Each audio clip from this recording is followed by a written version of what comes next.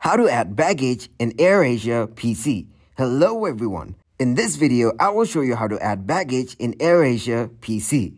First, open your browser and then go to AirAsia.com. From here, click on Bo on the bottom right. Bo is their chatbot. As you can see, the chatbot has opened.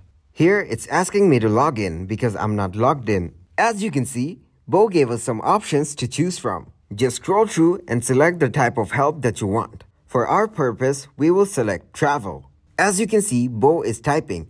Then, we have been given a lot of options to choose from.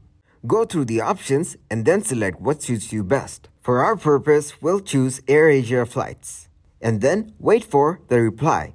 As you can see here, we've been given a few more options. Now scroll through and go to add-ons. From here, click on baggage. After that, scroll down and then click on purchase checked baggage. Now wait for Bo to reply again. As you can see, it's asking for our booking number.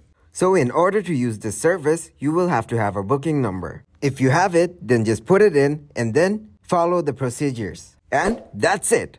Please like, share, and comment. Hope you got some value and see you in the next video.